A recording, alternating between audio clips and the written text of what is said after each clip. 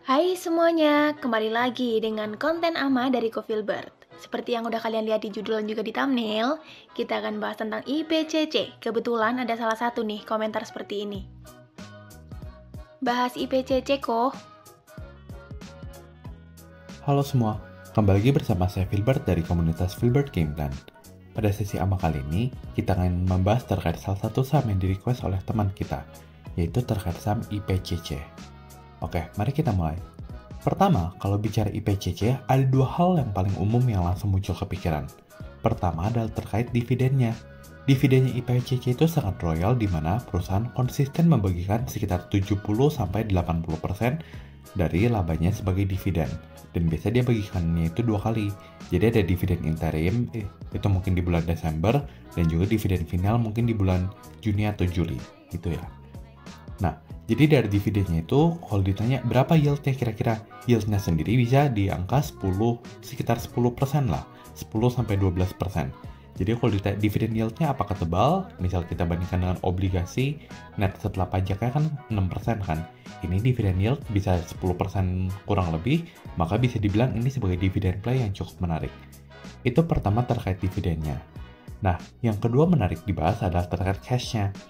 Cash perusahaan ini cukup tebal. Harga sahamnya itu 660 per lembar saat video ini dibuat, dan cash equivalent per share ada di angka 385 per lembar. Jadi hampir 60% dari harga sahamnya itu ya setara dengan cashnya, cukup tebal. Sekarang mari kita bahas dari segi bisnis. Secara bisnis, perusahaan memperoleh 91% revenue dari jasa handling kargo mobil.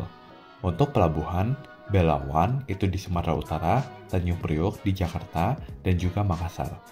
Tapi meskipun tadi ada 3 pelabuhan, hampir seluruhnya itu dikontribusikan oleh satu saja, yaitu Tanjung Priok. Itu yang paling utamanya. Mungkin yang menarik untuk didalami adalah terkait kita compare yuk revenue perusahaan, lalu kita juga lihat quantity perusahaan tuh berapa sih. Nah, nanti kita juga bisa dapat kira-kira berapa average selling price atau per unitnya itu dia bisa, per unit mobil yang dia handle, jasa handling kargonya itu dia bisa dapat peroleh uang berapa omsetnya gitu. Nah, untuk misalkan kita bandingkan revenue beberapa tahun terakhir lalu quantity beberapa tahun terakhir, nanti kita akan mendapatkan data. Kalau per satu unit yang dia handling itu misalkan untuk kargo baik CBU itu mobil maupun truk maupun motor, itu dia akan dapat di sekitar 5-6 juta rata-rata per unitnya. Nah, kalau misalkan seperti ini kan berarti kalau ditanya kuncinya itu ada di mana sih? Ya kuncinya ada di quantity. Misalkan per mobil kamu 6 juta per mobil patokannya.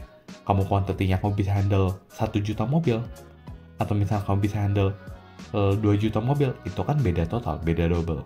Nah, untuk quantity jasa handling kargo yang dia bisa handle, itu di 2020 ada di 488.000 unit. Di 2021 di 653.000 unit, 2022 1.153.000 unit, dan 2023 ada di 1.235.000 unit. Kalau kita tanya, 2020 banding 2023, kenapa bisa meningkat jauh? Jawabannya adalah, perlu ingat kalau 2020 dan 2021 itu ada karena COVID ya, jangan lupa. Untuk kedepannya gimana? Di 2024 sendiri, ya ini saya baru lihat data hingga bulan April ya. Hingga bulan April, kalau misalkan di-compare dengan tahun lalu, itu ada penurunan sekitar 5%. Apakah turun 5% banyak atau enggak? Itu sebenarnya termasuk hanya sedikit turunnya.